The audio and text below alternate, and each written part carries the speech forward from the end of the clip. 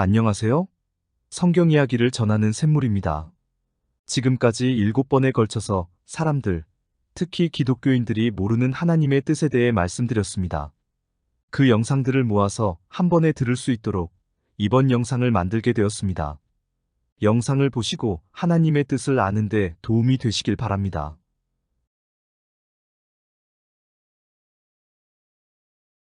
성경을 읽다 보면 이상한 점들이 한둘이 아닙니다. 그 중에 하나는 하나님의 백성이라고 하는 유대인들이 예수님을 인정하지 않은 것입니다. 구약 성경에는 예수님에 대한 많은 예언들이 있습니다. 그런데 왜 유대인들은 예수님께서 예언된 존재라는 것을 알지 못했을까요? 사실은 그들만이 아니고 예수님의 제자들조차도 예수님에 관한 예언을 제대로 알지 못했습니다. 사실 그들은 메시아가 오실 것이라는 것을 알고 있었습니다. 그러나 그들은 메시아가 와서 이스라엘 백성을 애굽에서 구해낸 모세처럼 로마의 압제를 받고 있던 자신들을 구해줄 것으로 기대했습니다. 이것은 부활하신 예수님을 만난 엠마오의 제자들이 했던 말에서도 알 수 있습니다. 우리는 이 사람이 이스라엘을 속량할 자라고 바랐노라. 이뿐 아니라 이 일이 일어난 지가 사흘째여. 예수님은 그들에게 자신에 대한 예언들을 설명해 주셨습니다. 이르시되 미련하고 선지자들이 말한 모든 것을 마음에 더디 믿는 자들이여, 그리스도가 이런 고난을 받고 자기의 영광에 들어가야 할 것이 아니냐 하시고, 이에 모세와 모든 선지자의 글로 시작하여 모든 성경에 쓴 바 자기에 관한 것을 자세히 설명하시니라. 그럼 예수님의 제자들을 비롯해서 당시 유대인들은 왜 예수님에 대한 예언들을 제대로 알지 못했을까요? 그 이유는 그 예언들이 비밀로 감추어져 있었기 때문입니다. 하나님의 역사에서 예수님의 역할은 결정적인 것이었습니다. 예수님의 희생으로 말미암아 하늘 군병들을 만드는 것이 하나님의 깊은 뜻이었습니다. 그래서 부활 후 하늘에 가신 예수님께서 하나님의 오른손에 있는 책을 받으신 후에 이런 찬양을 받으셨습니다. 그들이 새 노래를 불러 이르되 두루마리를 가지시고 그 인봉을 떼기에 합당하시도다. 일찍이 죽임을 당하사 각 족속과 방언과 백성과 나라 가운데에서 사람들을 피로 사서 하나님께 드리시고 그들로 우리 하나님 앞에서 나라와 제사장들을 삼으셨으니 그들이 땅에서 왕 노릇하리로다 하더라. 예수님께서 피로 사서 하나님께 드리신 자들은 장차 영의 세계에서 왕이 되고 제사장이 될 존재들입니다. 이들은 하늘 군병들로 그 수는 14만 4천입니다. 예수님께서 십자가 위에서 피를 흘리신 이유가 바로 이들을 만들어내기 위함이었습니다. 그런데 그 일은 마귀가 알면 안 되었습니다. 마귀가 하나님의 뜻을 알게 되면 회방할 테니까요. 그래서 예수님에 대한 예언들은 상징과 비유를 사용한 것입니다. 그러니 그 정확한 의미는 알 수 없게 되어 있었습니다. 그러므로 그 예언을 읽은 유대인들은 그 의미가 무엇인지 정확히 알 수 없었습니다. 심지어 예수님의 제자들도 그 의미를 알지 못했습니다. 그래서 부활하신 예수님께서 그 의미를 제자들에게 설명해 주신 것입니다. 예수님은 엠마오의 제자들에게뿐 아니라 11 제자들에게도 그 내용을 설명해 주셨습니다. 또 이르시되 내가 너희와 함께 있을 때에 너희에게 말한 바 곧 모세의 율법과 선지자의 글과 시편에 나를 가리켜 기록된 모든 것이 이루어져야 하리라 한 말이 이것이라 하시고, 이에 그들의 마음을 열어 성경을 깨닫게 하시고, 또 이르시되 이같이 그리스도가 고난을 받고 제3일에 죽은 자 가운데서 살아날 것과 또 그의 이름으로 죄 사함을 받게 하는 회개가 예루살렘에서 시작하여 모든 족속에게 전파될 것이 기록되었으니 너희는 이 모든 일의 증인이라. 기독교인이 되어 처음 성경을 읽게 되면 예수님 시대에 살던 유대인들이나 그 당시 제자들은 왜 그렇게 미련했을까 하는 생각이 듭니다. 그러나 그들이 미련해서 그런 것이 아닙니다. 성경 말씀 자체가 비밀이어서 아무나 알게 되어 있지 않습니다. 그래서 당사자가 나타나 그 의미를 설명해 주기 전에는 사람들이 알 수 없는 것이 정상입니다. 그 당사자는 하나님으로부터 그 예언들에 대해 설명을 듣고 하나님의 일을 하는 것입니다. 그러므로 하나님의 일을 맡은 당사자 외에는 하나님의 뜻을 알 수 없게 되어 있다는 것을 아시기 바랍니다. 성경을 깊이 연구하는 신학자라고 해도 감추어진 하나님의 뜻을 알 수 있는 것이 아닙니다. 성경을 이해하기 위해 노력하는 것은 필요한 일이지만 그보다 더 중요한 것은 감추어진 하나님의 뜻이 무엇인지 알기 위해 열린 마음을 갖는 것입니다. 지난 영상에서는 유대인들이 왜 하나님의 뜻을 알지 못했는지에 대해 말씀드렸습니다. 그 영상은 더보기를 참고하시기 바랍니다. 이번 영상에서는 선지자들이 왜 하나님의 뜻을 알지 못했는지에 대해 말씀드리려고 합니다. 선지자들은 하나님의 뜻을 전하는 사람입니다. 하나님께서 선지자들을 통해서 하신 말씀들은 당대 백성들에게 필요한 것들도 있지만 후대에 이루어질 일들도 있습니다. 나중에 이루어질 일들은 몇백 년 또는 몇천 년 뒤에 이루어질 일들이어서 그 예언을 하는 선지자들이 그 의미를 알 수 없는 것들입니다. 왜냐하면 그 내용을 마귀가 알면 회방을 함으로 하나님께서 상징과 비유를 통해 말씀을 주셨기 때문입니다. 지금은 그 예언들 중에 이루어진 것들에 대해서는 알 수 있지만 선지자들은 그 예언의 의미에 대해 알지 못하고 예언을 하였습니다. 선지자들이 전한 비밀들 중에 예수님에 관한 것들이 많습니다. 오늘은 그 중에서 예수님의 희생으로 만들어진 생수에 대한 예언들에 대해 살펴보겠습니다. 하나님께서는 예레미야를 통해 당신이 생수의 근원이라고 말씀하셨습니다. 내 백성이 두 가지 악을 행하였나니 곧 그들이 생수의 근원되는 나를 버린 것과 스스로 웅덩이를 판 것인데 그것은 그 물을 가두지 못할 터진 웅덩이들이니라. 그러나 당시에는 생수가 없었습니다. 왜냐하면 생수는 예수님의 희생으로 만들어질 것이기 때문입니다. 그 예언은 스가랴서에 있습니다.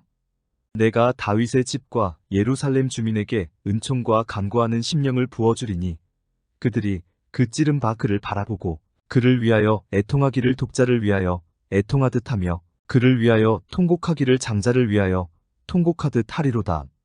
이 말씀에서 그 찌른 바 그를 바라보고라는 말씀은 십자가에 달리신 예수님을 가리킵니다. 그런데 히브리어 성경에서는 그 찌른 바 나를 바라보고로 되어 있습니다. 그러므로 이 말씀은 예수님 자신에 의해 주어진 것입니다. 그 결과는 다음과 같습니다. 그날에 죄와 더러움을 씻는 셈이 다윗의 족속과 예루살렘 주민을 위하여 열리리라. 바로 예수님께서 십자가를 지시는 그날에 죄를 씻는 생수가 만들어진다는 것입니다. 그리고 그 생수는 예루살렘에서 솟아나게 되어 있습니다. 그날에 생수가 예루살렘에서 솟아나서 절반은 동해로 절반은 서해로 흐를 것이라. 여름에도 겨울에도 그러하리라. 여기 나온 예루살렘은 지상의 예루살렘이 아닙니다. 계시록에는 새 예루살렘에 계신 하나님과 예수님의 보좌로부터 생수가 흘러나온다고 알려주고 있습니다. 또 그가 수정같이 맑은 생명수의 강을 내게 보이니 하나님과 및 어린 양의 보좌로부터 나와서 길 가운데로 흐르더라. 강 좌우에 생명나무가 있어 12가지 열매를 맺되 달마다 그 열매를 맺고 그 나무 잎사귀들은 만국을 치료하기 위하여 있더라. 그러므로 예수님의 희생으로 하나님께서 만드신 생수는 하나님의 보좌와 예수님의 보좌로부터 흘러나오는 것으로 상징화되어 있습니다. 이 생수가 성도들의 죄를 씻어 하늘 군병이 되게 함으로 마귀를 멸망시키고 사람들을 구원하시려는 하나님의 뜻을 이루는 데에 있어서 결정적인 역할을 합니다. 그래서 계시록에는 십자가를 지신 예수님을 찬양하는 내용이 다음과 같이 나옵니다.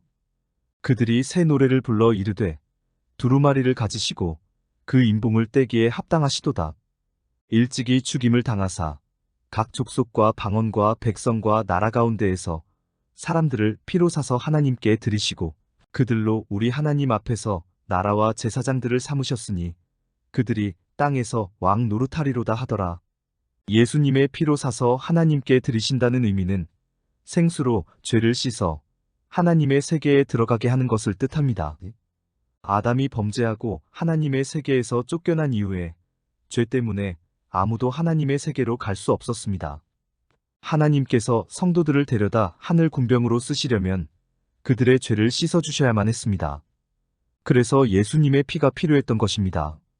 예수님의 피로 사신받은 성도들은 하늘 군병들로 이들은 마귀 멸망 후에 심판 권세를 받고 심판 후에 구원받은 자들을 다스리는 왕이 되며 또 하나님을 섬기는 제사장이 될 것입니다.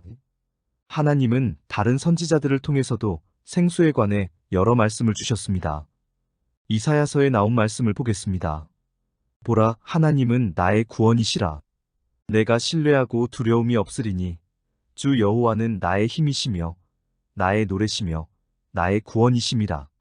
그러므로 너희가 기쁨으로 구원의 우물들에서 물을 기르리로다. 구원의 우물이 바로 생수를 말하는 것입니다. 이사야는 또 다음과 같이 예언했습니다. 주의 죽은 자들은 살아나고 그들의 시체들은 일어나리이다. 티끌에 누운 자들아, 너희는 깨어 노래하라. 주의 이슬은 빛난 이슬이니 땅이 죽은 자들을 내놓으리로다. 여기 나온 이슬도 생수를 가리킵니다. 이 생수로 인해 죽은 자들이 부활하게 됩니다.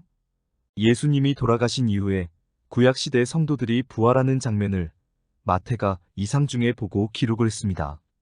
무덤들이 열리며 자던 성도의 몸이 많이 일어나되 예수의 부활 후에 그들이 무덤에서 나와서 거룩한 성에 들어가 많은 사람에게 보이니라. 이것이 빛난 이슬, 즉 생수로 주의 죽은 자들, 즉 성도들을 땅에서 일으키는 장면입니다.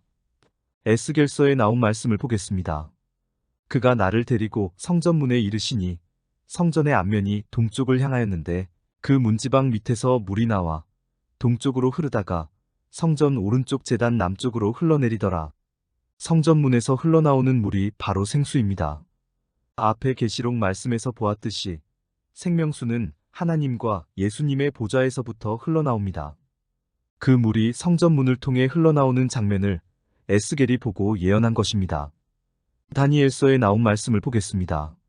나 다니엘이 본즉 다른 두 사람이 있어 하나는 강 이쪽 언덕에 섰고 하나는 강 저쪽 언덕에 섰더니 그 중에 하나가 세마포 옷을 입은 자, 곧 강물 위쪽에 있는 자에게 이르되 이 놀라운 일의 끝이 어느 때까지냐 하더라. 여기에 나오는 강이 바로 생명수 강입니다. 강물 위에 있는 존재가 바로 십자가를 지신 이후의 예수님입니다. 이 질문에 대해 예수님은 다음과 같이 대답하셨습니다. 내가 들은즉 그 세마포 옷을 입고 강물 위쪽에 있는 자가 자기의 좌우 손을 들어 하늘을 향하여 영원히 살아계시는 이를 가리켜 맹세하여 이르되 반드시 한때 두때 반때를 지나서 성도의 권세가 다 깨지기까지이니 그렇게 되면 이 모든 일이 다 끝나리라 하더라. 한때 두때 반때는 3년 반, 42달, 1260일과 같습니다. 1260일에 대해 예언하는 존재가 감람나무입니다. 내가 나의 두 증인에게 권세를 주리니 그들이 굵은 베옷을 입고 1260일을 예언하리라. 그들은 이 땅의 주 앞에 서 있는 두 감람나무와 두 촛대니 그러므로 강 좌우에 있는 두 사람은 두 감람나무입니다. 다니엘은 예수님과 두 감람나무에 관한 이상을 본 것입니다. 그러나 다니엘은 이것이 무엇을 뜻하는지 알지 못해서 천사에게 질문을 했습니다. 내가 듣고도 깨닫지 못한지라. 내가 이르되 내 주여 이 모든 일의 결국이 어떠하겠나이까 하니 천사는 그 일을 마지막 때까지 봉하라고 하였습니다. 그가 이르되 다니엘아 갈지어다. 이 말은 마지막 때까지 간수하고 봉함할 것임이니라. 그러므로 마지막 때가 되어야 감람나무가 나타나 1260일에 대하여 예언을 하게 되어 있습니다. 지금까지 살펴본 바와 같이 하나님은 여러 선지자들을 통해 예수님의 희생으로 만들어질 생수에 대해 예언을 주셨습니다. 그러나 그들은 생수가 무엇인지 알지 못하는 가운데 예언을 했습니다. 지난 영상에서는 유대인들과 선지자들이 왜 하나님의 뜻을 알지 못했는지에 대해 말씀드렸습니다. 그 영상은 더보기를 참고하시기 바랍니다. 이번 영상에서는 사도들이 왜 하나님의 뜻을 알지 못했는지에 대해 말씀드리려고 합니다. 사도들이 하나님의 뜻을 알지 못했던 이유는 유대인들이나 선지자들과 마찬가지로 하나님께서 주신 예언들이 상징과 비유로 되어 있었기 때문입니다. 그런데 사도들의 사례가 특이한 것은 그들이 예수님과 함께 있었고 그로부터 직접 말씀을 들었기 때문입니다. 첫 번째로 말씀드리고자 하는 것은 그들이 세례 요한을 예언된 엘리야로 인식하지 못했다는 점입니다. 그들은 변화산에서 예수님의 변화된 모습을 보고 예수님께서 예언된 메시아이심을 확실하게 알게 되었습니다. 그래서 그들은 서기관들이 하는 말에 대해 질문을 했습니다. 제자들이 물어 이르되 그러면 어찌하여 서기관들이 엘리야가 먼저 와야 하리라 하나이까? 이것은 하나님께서 말라기를 통해서 주신 예언에 관한 말씀 때문입니다. 보라, 여호와의 크고 두려운 날이 이르기 전에 내가 선지자 엘리야를 너희에게 보내리니. 예수님은 엘리야에 대해 설명을 해주셨는데 그 말을 들은 제자들은 세례 요한이 그라는 것을 깨달았습니다. 내가 너희에게 말하노니 엘리야가 이미 왔으되 사람들이 알지 못하고 임의로 대우하였도다. 인자도 이와 같이 그들에게 고난을 받으리라 하시니 그제서야 제자들이 예수께서 말씀하신 것이 세례 요한인 줄을 깨달으니라. 그들이 세례 요한을 엘리야로 인식하지 못한 것은 세례 요한이 한 말 때문인 것 같습니다. 제사장들이 요한에게 사람을 보내어 그가 누구인지를 물었습니다. 또 묻되 그러면 누구냐? 네가 엘리야냐? 이르되 나는 아니라. 또 묻되 네가 그 선지자냐? 대답하되 아니라. 세례 요한은 자신이 엘리야가 아니라고 하였습니다. 아마도 하나님께서 그에게 사명을 주실 때 엘리야에 관한 말씀을 안 하신 것 같습니다. 그러나 천사 가브리엘이 그의 아버지에게 그의 탄생에 관해 이야기할 때 엘리야를 언급했습니다. 그가 또 엘리야의 심령과 능력으로 주 앞에 먼저 와서 아버지의 마음을 자식에게 거스르는 자를 의인의 슬기에 돌아오게 하고 주를 위하여 세운 백성을 준비하리라. 하나님께서 엘리야를 보낸다고 하셨지만 사실 죽은 엘리야의 영이 돌아온 것이 아니고 그의 심령과 능력, 즉 그와 함께했던 성령이 세례 요한과도 함께 함으로써 그의 기질과 성향을 갖고 예수님을 증거하게 하신 것 같습니다. 어쨌든 예수님의 제자들은 예수님의 설명을 듣기 전까지는 세례 요한이 오리라고 예언된 엘리야였다는 것을 알지 못했습니다. 예수님의 제자들은 예수님께서 고난을 받고 영광에 들어간다는 것을 알지 못했습니다. 예수님은 그의 죽음에 실망하여 엠마오로 돌아가던 두 청년들에게 이것을 알려주셨습니다. 이르시되 미련하고 선지자들이 말한 모든 것을 마음에 더디 믿는 자들이여, 그리스도가 이런 고난을 받고 자기의 영광에 들어가야 할 것이 아니냐 하시고 이에 모세와 모든 선지자의 글로 시작하여 모든 성경에 쓴 바 자기에 관한 것을 자세히 설명하시니라.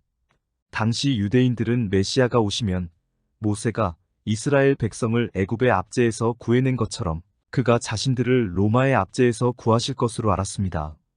그래서 그 청년들은 예수님에게 이렇게 얘기했습니다. 우리는 이 사람이 이스라엘을 속량할 자라고 바랐노라. 이뿐 아니라 이 일이 일어난 지가 사흘째여. 심지어 부활하신 예수님을 본 후에도 그의 제자들은 여전히 그렇게 믿었습니다. 그래서 승천하시는 예수님께 이렇게 질문을 했습니다. 그들이 모였을 때에 예수께 여쭈어 이르되 주께서 이스라엘 나라를 회복하심이 이때니이까 하니. 지금이야 기독교인들이 이렇게 기록된 성경을 보고 이해를 하지만 그들은 당시의 내용을 제대로 알지 못했습니다. 사실 기독교인들이 아는 것도 그 정도일 뿐이며 그 후에 일이 어떻게 전개되는지에 대해서는 알지 못하고 있습니다. 그 내용은 다음 영상에서 말씀드리겠습니다. 다음은 예수님의 제자들이 그의 부활을 믿지 않았다는 것을 말씀드리겠습니다. 예수님은 자신이 부활하면 갈릴리로 가겠다고 하셨습니다. 그러나 내가 살아난 후에 너희보다 먼저 갈릴리로 가리라. 그 말씀은 그들도 갈릴리로 오라는 뜻이었습니다. 그러나 예수님께서 돌아가신 후 갈릴리로 간 사람은 아무도 없었습니다. 그래서 예수님의 무덤을 찾아간 여자들에게 천사가 갈릴리로 가서 예수님을 뵈라고 알려주었습니다. 또 빨리 가서 그의 제자들에게 이르되 그가 죽은 자 가운데서 살아나셨고 너희보다 먼저 갈릴리로 가시나니 거기서 너희가 배우리라 하라. 보라, 내가 너희에게 일렀느니라 하거늘. 그 뒤에 그들에게 나타나신 예수님도 같은 말씀을 하셨습니다. 이에 예수께서 이르시되 무서워하지 말라. 가서 내 형제들에게 갈릴리로 가라 하라. 거기서 나를 보리라 하시니라. 그러나 그 말을 믿지 않은 제자들은 시신이 없어진 것을 확인하기 위해 무덤으로 찾아갔습니다. 사도들은 그들의 말이 허탄한 듯이 들려 믿지 아니하나 베드로는 일어나 무덤에 달려가서 구부려 들여다보니 세마포만 보이는지라. 그 된 일을 놀랍게 여기며 집으로 돌아가니라. 예수님은 그들이 자신의 부활을 믿지 않는다는 것을 아시고 자신의 부활을 증거하기 위해 여러 번 제자들 앞에 나타나셨습니다. 예수님의 부활을 본 제자들은 당시가 말세인 줄 알았습니다. 그 이유는 예수님께서 그렇게 말씀하셨기 때문입니다. 내가 진실로 너희에게 말하노니 이 세대가 지나가기 전에 이 일이 다 일어나리라. 천지는 없어질지언정 내 말은 없어지지 아니하리라. 그러나 그날과 그때는 아무도 모르나니 하늘의 천사들도 아들도 모르고 오직 아버지만 아시느니라. 예수님은 자신의 재림이 언제인지는 하나님만 아시지만 그 일이 당대에 이루어질 것으로 여기셨습니다. 그래서 2000년 전부터 지금까지 기독교인들은 말세를 외치고 있습니다. 바울과 베드로도 그렇게 알고 그렇게 가르쳤습니다. 예수님은 하늘에 가셔서 하나님의 책을 받아보신 후에야 재림의 때에 대해 알게 되셨습니다. 예수님께서 재림하시는 목적은 택하신 자들을 데려가시기 위함입니다. 그때에 인자의 징조가 하늘에서 보이겠고 그때에 땅의 모든 족속들이 통곡하며 그들이 인자가 구름을 타고 능력과 큰 영광으로 오는 것을 보리라. 그가 큰 나팔 소리와 함께 천사들을 보내리니 그들이 그의 택하신 자들을 하늘 이 끝에서 저 끝까지 사방에서 모으리라. 예수님은 택하신 자들을 데려가시기 위해 오실 것을 아셨지만 그 일이 언제 일어나는 것은 알지 못하셨습니다. 그런데 하늘에 가셔서 하나님의 책을 보신 예수님은 그 수를 채우는 마지막 추수에 대해 알려주셨습니다. 또 내가 보니 흰 구름이 있고 구름 위에 인자와 같은 이가 앉으셨는데 그 머리에는 금면류관이 있고 그 손에는 예리한 낫을 가졌더라. 또 다른 천사가 성전으로부터 나와 구름 위에 앉은 이를 향하여 큰 음성으로 외쳐 이르되 당신의 낫을 휘둘러 거두소서. 땅의 곡식이 다 익어 거둘 때가 이르렀음이니이다 하니 구름 위에 앉으신 이가 낫을 땅에 휘두르매 땅의 곡식이 거두어지니라. 그러므로 인자 같은 이가 등장하여 추수를 마치기 전까지는 예수님께서 재림하실 수 없습니다. 마지막 때에 추수하는 자에 대해서는 더보기에 영상이 있으니 보시기 바랍니다.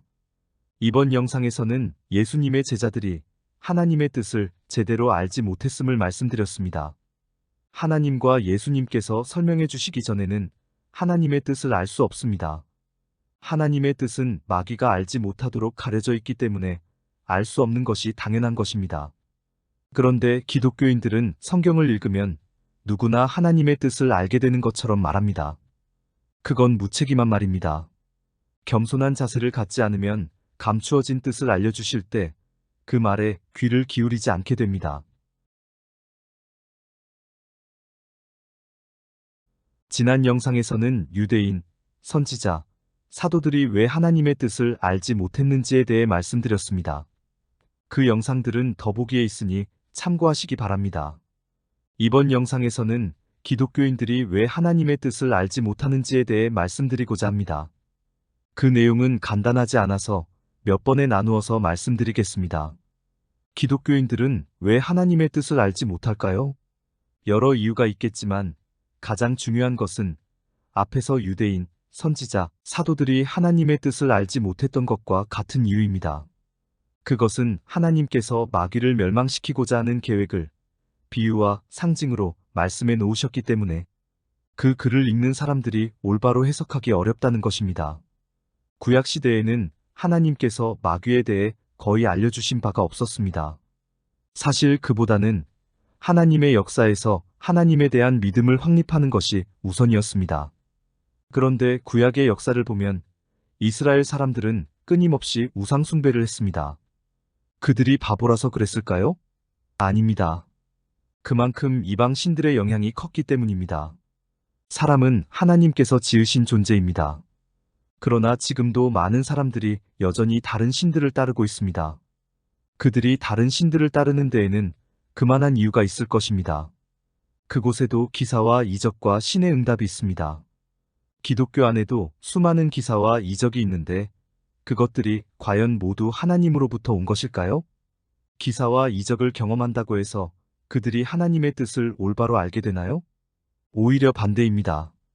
특별한 경험을 한 사람들은 자신의 경험을 성경 말씀보다 우선시합니다.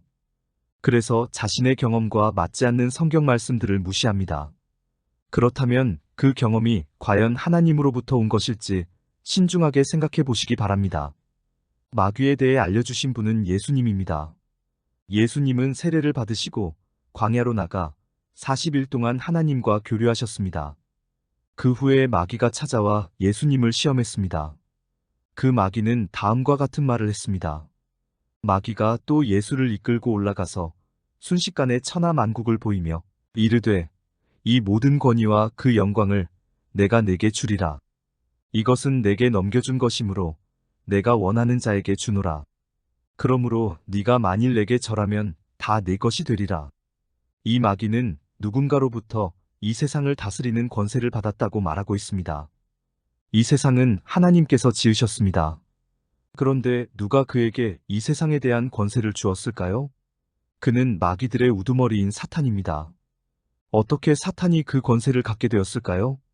그것은 하나님께 지음받은 아담이 마귀의 꿰매 빠져 선악과를 먹었기 때문입니다. 간단히 말해서 아담은 마귀 편이 된 것입니다. 그래서 하나님은 그가 생명나무 열매를 먹지 못하도록 에덴 동산에서 쫓아내셨습니다. 쫓겨난 아담은 마귀의 지배를 받게 되었습니다. 성경은 죄를 지으면 마귀에게 속하게 된다고 말하고 있습니다. 죄를 짓는 자는 마귀에게 속하나니 마귀는 처음부터 범죄함이라. 하나님의 아들이 나타나신 것은 마귀의 일을 멸하려 하심이라. 아담의 범죄로 인하여 아담의 후손인 인류는 마귀의 소나기에 놓이게 되었습니다. 하나님은 마귀로부터 인류를 구원하시기 위해 예수님을 보내어 그를 희생시키셨습니다. 예수님의 희생이 어떻게 인류의 구원과 연결되는지는 내용이 길어지므로 따로 말씀드리겠습니다. 예수님은 유대인들을 향해 그들이 마귀의 자식이라고 하셨습니다. 너희는 너희 아비 마귀에게서 났으니 너희 아비의 욕심대로 너희도 행하고자 하느니라.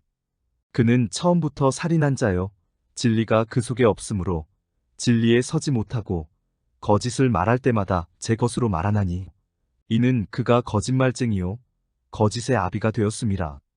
이 말을 들은 유대인들은 어이가 없었을 겁니다. 그들은 자신들이 하나님의 백성이라고 생각하고 있었습니다. 그러나 예수님은 그들이 하나님의 백성이 아니고 마귀의 자식이라고 하셨습니다. 자신이 하나님을 믿는데 하나님의 백성이 아니라고 한다면 이게 얼마나 황당한 이야기입니까? 그러나 인간은 신을 구분할 능력이 없습니다. 하나님을 믿노라 하면서도 하나님을 대적하는 경우가 수없이 많습니다. 그러므로 자신의 믿음에 대해 과신하는 것은 현명한 일이 아닙니다. 모든 것은 심판 때 드러날 것입니다. 하나님의 궁극적인 뜻은 마귀를 멸망시키는 것입니다. 그래서 성경의 마지막은 마귀와의 전쟁과 마귀 멸망 이야기입니다. 천년이 참해 사탄이 그 옥에서 놓여 나와서 땅의 사방 백성 곧 곡과 마곡을 미혹하고 모아 싸움을 붙이리니 그 수가 바다의 모래 같으리라. 그들이 지면에 널리 퍼져 성도들의 진과 사랑하시는 성을 두르매 하늘에서 불이 내려와 그들을 태워버리고 또 그들을 미혹하는 마귀가 불과 유황못에 던져지니 거기는 그 짐승과 거짓 선지자도 있어 세세토록 밤낮 괴로움을 받으리라. 천년 후에 하나님께서 마귀와 싸운다는 것을 아시기 바랍니다. 천년은 마귀를 무저갱에 가두는 기간입니다. 마귀가 현재 무저갱에 들어가 있나요? 아닙니다. 마귀가 무저갱에 가두어져 있다면 이 세상이 이렇게 악하지 않을 것입니다. 마귀를 무저갱에 가두는 것은 하늘 군대가 완성된 이유입니다. 하나님께서 6천년 동안 하늘 군대를 만들고 계십니다. 하늘 군대가 완성되면 그들을 훈련시켜야 하기 때문에 마귀가 회방하지 못하게 하려고 무저갱에 가두는 것입니다. 아직 하늘 군대가 완성되지 않았기 때문에 마귀를 무저갱에 가두는 일이 이루어지지 않고 있는 것입니다. 그러므로 아직 천년이 시작되지 않았습니다. 하늘 군대의 훈련이 끝나면 하나님께서 마귀들을 무저갱에서 풀어주고 전쟁을 하게 하시는 것입니다. 그 싸움에서 마귀를 잡아 불못에 던지는 것이 하나님의 궁극적인 뜻입니다. 그런데 기독교인들은 마귀를 우습게 여깁니다. 마귀는 우스운 존재가 아닙니다. 이 세상의 모든 권세를 가진 자가 그의 부하입니다. 그래서 하나님을 믿든 다른 신을 따르든 상관없이 하늘 군병이 아닌 모든 사람들은 죽어서 마귀 세계의 음부로 끌려가게 됩니다. 이것을 사망 뒤에 음부가 따른다고 말합니다. 내가 봄에 청황색 말이 나오는데 그 탄 자의 이름은 사망이니 음부가 그 뒤를 따르더라. 그들이 땅 4분의 1의 권세를 얻어 검과 흉년과 사망과 땅의 짐승들로서 죽이더라.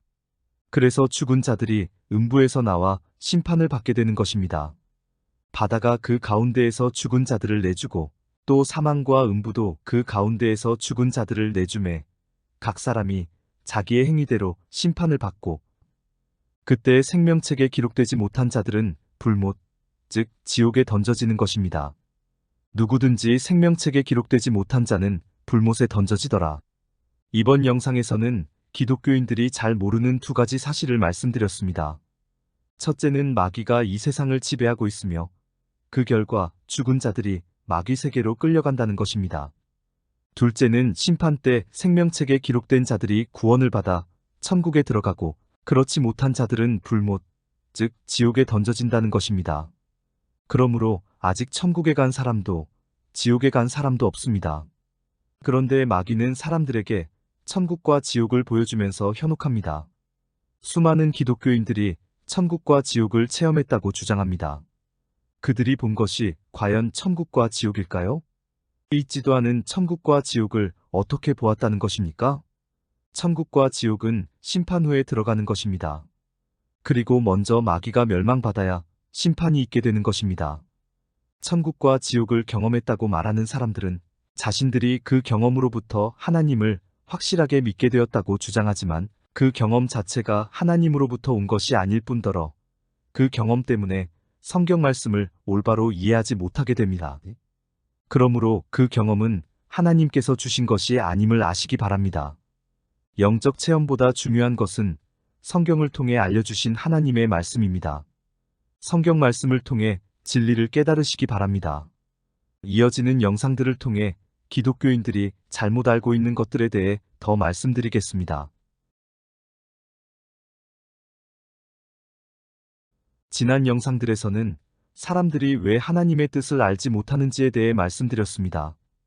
그 영상들은 더보기를 참고하시기 바랍니다. 이번 영상에서도 이어서 기독교인들이 왜 하나님의 뜻을 알지 못하는지에 대해 추가로 말씀드리려고 합니다. 이전 영상에서 말씀드렸듯이 기독교인들이 알지 못하는 하나님의 뜻 가운데 가장 중요한 것이 하나님과 마귀 사이의 전쟁입니다. 성경의 마지막이 하나님께서 마귀를 잡아 불못에 던지는 것입니다. 그 후에 심판이 있게 되고 그 결과 죽은 자들의 영이 천국과 지옥에 들어가게 됩니다. 그 후에 새 하늘과 새 땅이 만들어집니다. 새 하늘은 하나님께서 계실 곳이고 새 땅은 심판 때 구원받은 백성들이 살게 될 곳입니다.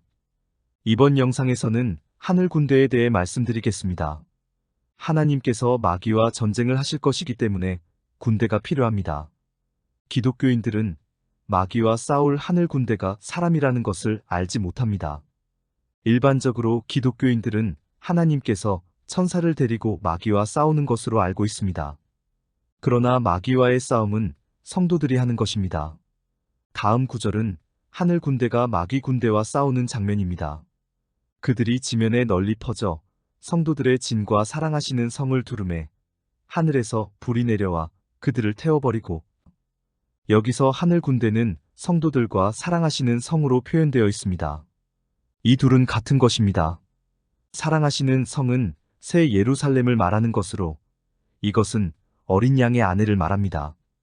천사가 요한에게 어린 양의 아내를 보여주겠다고 말하고 보여준 것이 새 예루살렘입니다.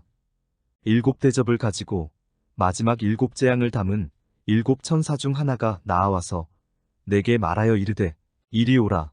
내가 신부 곧 어린 양의 아내를 내게 보이리라 하고 성령으로 나를 데리고 크고 높은 산으로 올라가 하나님께로부터 하늘에서 내려오는 거룩한 성 예루살렘을 보이니 어린 양의 아내는 성도를 의미합니다.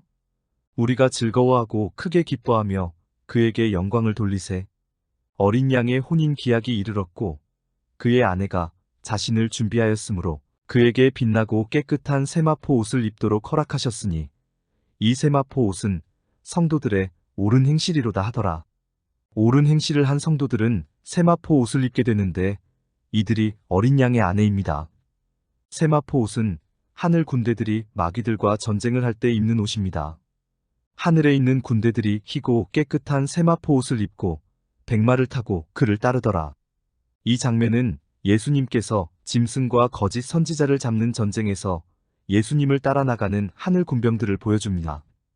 그때 하늘 군병들이 세마포 옷을 입고 백마를 타고 등장합니다. 이들이 바로 어린 양의 아내인 것입니다. 그 군병의 수는 14만 4천입니다.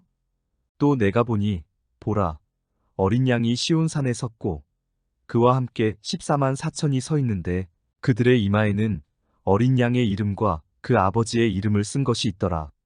그들의 이마에는 이름이 쓰여 있습니다.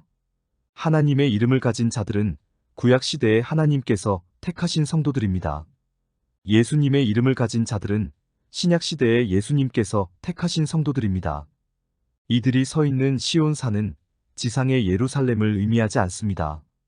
이들은 하나님의 보좌 앞에서 새 노래를 배웁니다. 그들이 보좌 앞과 내 생물과 장로들 앞에서 새 노래를 부르니 땅에서 속량함을 받은 14만 4천 밖에는 능히 이 노래를 배울 자가 없더라. 이들 외에는 그 노래를 배울 수 없습니다. 이들이 하늘 군병들이므로 그 노래는 마귀와의 전쟁과 관련된 것입니다.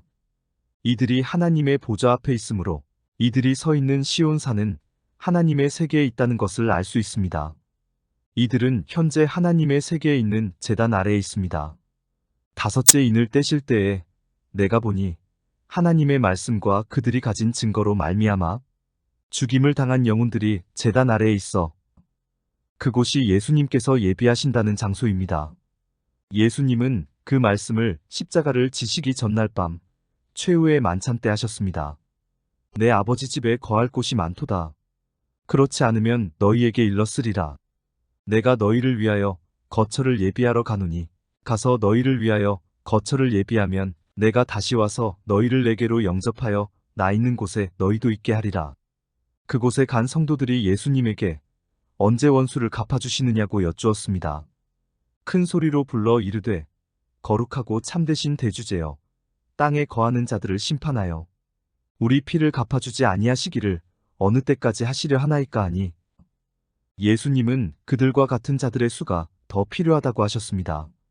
각각 그들에게 흰 두루마기를 주시며 이르시되 아직 잠시 동안 쉬되 그들의 동무종들과 형제들도 자기처럼 죽임을 당하여 그 수가 차기까지 하라 하시더라.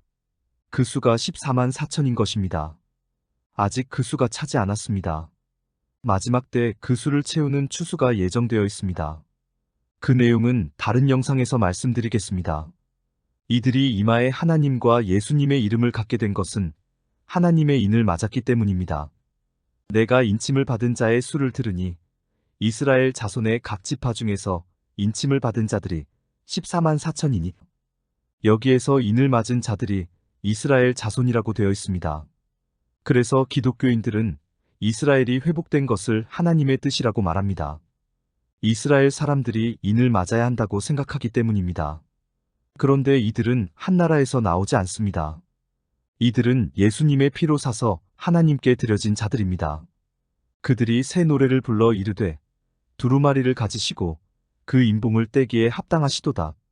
일찍이 죽임을 당하사 각 족속과 방언과 백성과 나라 가운데에서 사람들을 피로 사서 하나님께 드리시고 예수님께서 피로 사서 하나님께 드리신 자들이 바로 하늘 군병들입니다.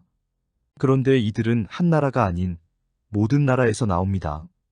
그러므로 인을 맞는다는 이스라엘 사람들은 상징적인 것입니다. 예수님 이후에는 예수님을 따르는 기독교인들이 이스라엘입니다. 예수님께서 피로 사신 자들은 장차 왕이 되고 하나님의 제사장이 될 사람들입니다. 그들로 우리 하나님 앞에서 나라와 제사장들을 삼으셨으니 그들이 땅에서 왕 노릇하리로다 하더라. 하나님께서 마귀를 멸망시키신 후에 이들에게 심판 권세를 주시기 때문에 하늘 군병들이 심판을 합니다. 그리고 이들은 그 심판에서 구원받은 자들을 다스리는 왕이 되는 것입니다.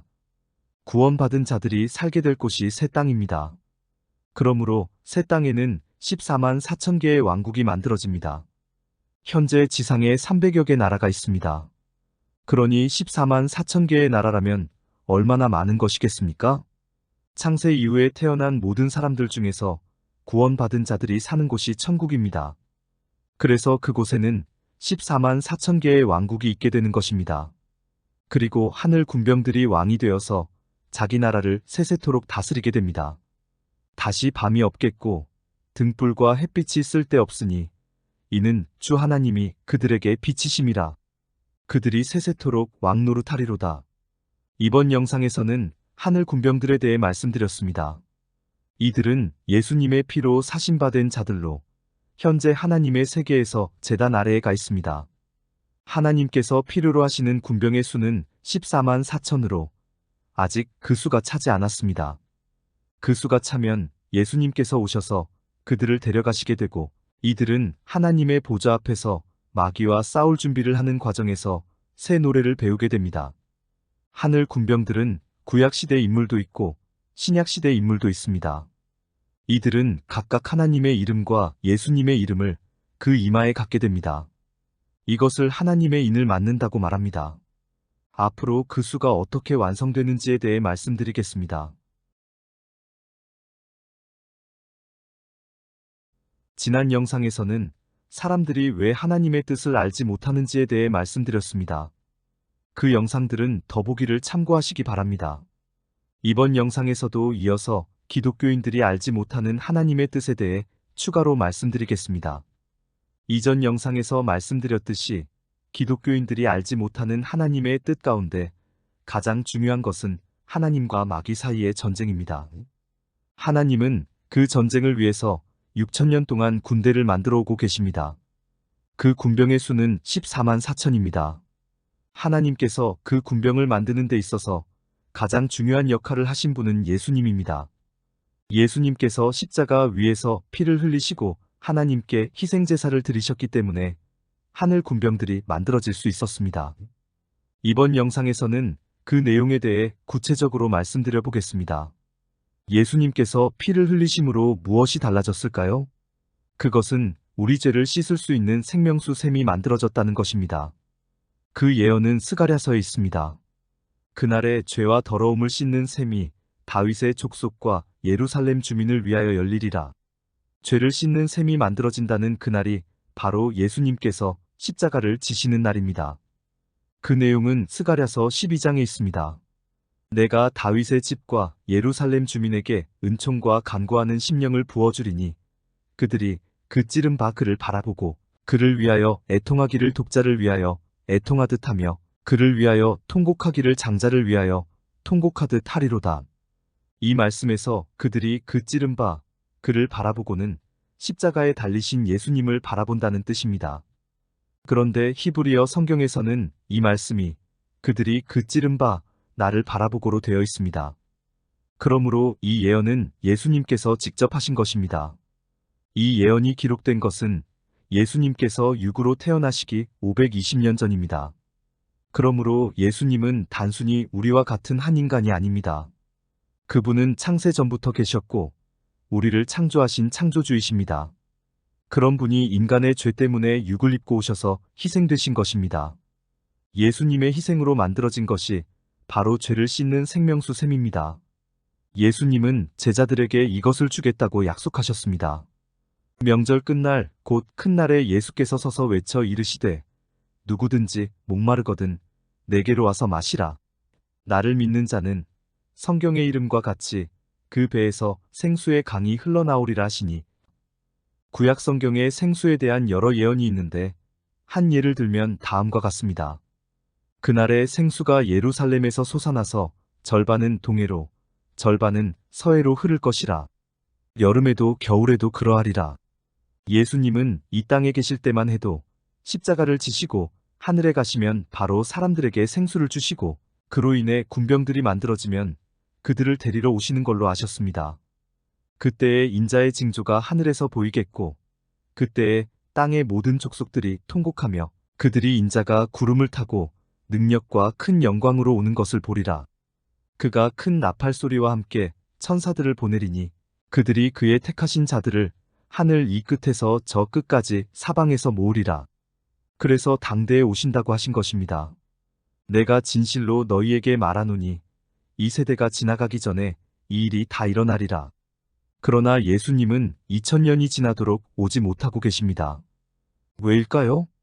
그것은 하나님의 뜻이 그와 다르기 때문입니다. 하나님께서는 마지막 때 생명수 샘물을 누군가에게 유업으로 주시고 하늘 군대를 완성케 하려고 하셨습니다. 또 내게 말씀하시되 이루었도다. 나는 알파와 오메가요 처음과 마지막이라. 내가 생명수 샘물을 목마른 자에게 값없이 주리니 이기는 자는 이것들을 상속으로 받으리라. 나는 그의 하나님이 되고 그는 내 아들이 되리라. 일반적으로 기독교인들은 하나님의 말씀을 생수라고 말합니다. 그러나 그게 사실이라면 굳이 예수님께서 희생되실 필요가 있었을까요? 예수님께서 희생되신 것은 그의 피로 사람들을 씻어 하나님께 드리시기 위함이었습니다. 그들이 새 노래를 불러 이르되 두루마리를 가지시고 그 인봉을 떼기에 합당하시도다. 일찍이 죽임을 당하사 각 족속과 방언과 백성과 나라 가운데에서 사람들을 피로 사서 하나님께 드리시고 그들로 우리 하나님 앞에서 나라와 제사장들을 삼으셨으니 그들이 땅에서 왕 노릇하리로다 하더라. 이렇게 하나님께 드려진 자들은 하늘 군병들로 이들은 마귀와의 싸움 이후에 왕이 되고 하나님의 제사장이 될 사람들입니다. 기독교인들은 예수님께서 희생되셨기 때문에 믿기만 하면 죄가 다 해결되는 줄 압니다. 그렇지 않습니다. 예수님의 피의 혜택을 보는 사람들은 하늘 군병이 되는 자들입니다. 그 외의 사람들은 예수님을 믿는 그 믿음으로 구원을 받는 것입니다. 그 구원은 심판 때 이루어집니다. 심판 때 구원을 받는 사람들은 생명책에 그 이름이 기록된 사람들입니다. 누구든지 생명책에 기록되지 못한 자는 불못에 던져지더라. 불못에 던져지는 사람들은 다음과 같은 자들입니다. 그러나 두려워하는 자들과 믿지 아니하는 자들과 흉악한 자들과 살인자들과 음행하는 자들과 점술가들과 우상 숭배자들과 거짓말하는 모든 자들은 불과 유황으로 타는 못에 던져지리니 이것이 둘째 사망이라. 그러므로 믿지 않는 자들은 심판 때에 불못에 던져집니다. 따라서 예수님을 믿음으로 구원받는 일은 심판 때 이루어집니다. 그 심판을 하는 자들이 바로 하늘 군병들입니다. 이들은 대부분 순교자들로 마귀와의 전쟁을 마치고 심판 권세를 받습니다. 또 내가 보좌들을 보니 거기에 앉은 자들이 있어 심판하는 권세를 받았더라. 또 내가 보니 예수를 증언함과 하나님의 말씀 때문에 목베임을 당한 자들의 영혼들과 하나님은 하늘 군대가 완성되기를 기다리고 계십니다. 그 군병의 수가 14만 4천입니다. 마지막 때 그 수를 완성하는 역사가 예정되어 있습니다. 하나님은 그 일을 이기는 자에게 맡기겠다고 정하셨습니다. 그래서 그에게 생명수 샘물을 유업으로 주시는 것입니다. 이기는 자는 그 물로 사람들의 죄를 씻고 가르쳐 하늘 군병을 만드는 것입니다. 이번 영상에서는 기독교인들이 잘못 알고 있는 생수에 대해 말씀드렸습니다. 생수는 예수님의 희생으로 만들어졌으며 하나님은 아무에게나 이것을 주시지 않습니다. 예수님을 믿는다고 모두 생수를 받는 것이 아닙니다. 생수는 마지막 때에 이기는 자를 통해서만 주어집니다. 생수를 받고 죄를 씻음받은 자들이 하늘 군병이 되는 것입니다. 이미 예수님께서 피로 사서 하나님께 드리신 자들도 생수의 혜택을 받았습니다. 그러나 그들은 하늘에 가서 죄 씻음을 받았습니다. 아직 하늘 군병의 수가 완성되지 않았으며 지상에서 이기는 자가 생수를 유업으로 받아 그 수를 채우도록 되어 있는 것입니다. 그러므로 마지막 때에 이기는 자를 만나지 못하면 그 혜택을 받을 수 없음을 아시기 바랍니다. 지난 영상들에서 사람들이 왜 하나님의 뜻을 알지 못하는지에 대해 말씀드렸습니다. 그 영상들은 더보기를 참고하시기 바랍니다. 이번 영상에서도 이어서 기독교인들이 알지 못하는 하나님의 뜻에 대해 추가로 말씀드리겠습니다. 이전 영상에서 말씀드렸듯이 기독교인들이 알지 못하는 하나님의 뜻 가운데 가장 중요한 것이 하나님과 마귀 사이의 전쟁입니다. 하나님은 그 전쟁을 위해서 6천년 동안 군대를 만들어 오고 계십니다. 그 군병의 수는 14만 4천입니다. 그 수가 아직 차지 않았습니다. 그 내용은 계시록 6장에 나와 있습니다. 예수님께서 7인 중 5번째 인을 떼실 때에 순교자들이 등장했습니다. 5째 인을 떼실 때에 내가 보니 하나님의 말씀과 그들이 가진 증거로 말미암아 죽임을 당한 영혼들이 제단 아래에 있어 그들이 예수님에게 언제 원수를 갚아주시느냐고 여쭈었습니다. 큰 소리로 불러 이르되 거룩하고 참되신 대주제여 땅에 거하는 자들을 심판하여 우리 피를 갚아주지 아니하시기를 어느 때까지 하시려 하나이까 하니 그러자 예수님은 그들에게 그들과 같은 자들의 수가 차야 한다고 말씀하셨습니다. 각각 그들에게 흰 두루마기를 주시며 이르시되 아직 잠시 동안 쉬되 그들의 동무종들과 형제들도 자기처럼 죽임을 당하여 그 수가 차기까지 하라 하시더라. 계시록 14장에는 그 수를 채우는 마지막 추수가 예언되어 있습니다. 그 일을 하는 존재는 인자 같은 이라는 이름을 가지고 있습니다. 또 내가 보니 흰 구름이 있고 구름 위에 인자와 같은 이가 앉으셨는데 그 머리에는 금면류관이 있고 그 손에는 예리한 낫을 가졌더라. 그가 씨를 뿌리고 열매를 맺도록 일을 다하고 나면 천사가 곡식을 거두라고 알려줍니다. 또 다른 천사가 성전으로부터 나와 구름 위에 앉은 이를 향하여 큰 음성으로 외쳐 이르되 당신의 낫을 휘둘러 거두소서. 땅의 곡식이 다 익어 거둘 때가 이르렀음이니이다 하니 그 천사는 성전에서 나옵니다. 다시 말하면 그 곡식은 성전에서 익는 것입니다. 성전에서 익는다는 곡식은 하늘 군병이 되는 성도들을 의미합니다. 하나님께서는 인자 같은 이가 그 일을 할 수 있도록 성전을 건축해 하실 것입니다. 천사의 말을 들은 인자 같은 이는 추수를 합니다. 구름 위에 앉으신 이가 낫을 땅에 휘두름에 땅의 곡식이 거두어지니라. 이렇게 하나님의 계획 속에는 마지막 추수가 예정되어 있습니다. 예수님은 하나님의 책을 받아서 보신 후에 그 추수를 할 존재가 필요한 것을 아셨습니다. 예수님께서 육으로 계셨을 때에는 그 일을 알지 못하셨습니다. 그래서 예수님은 그의 제자들이 살아있는 동안에 오실 것이라고 하셨습니다.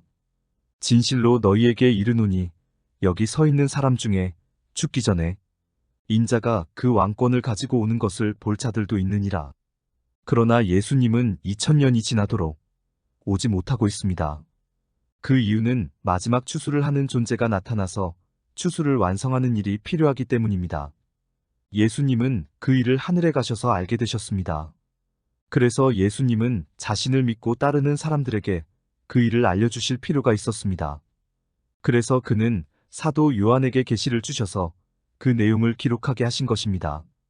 그 일이 이루어져야 할 마지막 때가 되면 예수님은 누군가에게 그 일을 맡겨주셔야 합니다. 예수님은 그 일을 위해서 믿는 자들 중에 이기는 자가 나타나기를 바라셨습니다. 그래서 예수님은 이기는 자에게 7가지 약속을 주셨습니다. 그 내용은 계시록 2장과 3장에 나타나 있습니다. 그 약속들 중에서 4번째 약속은 다음과 같습니다.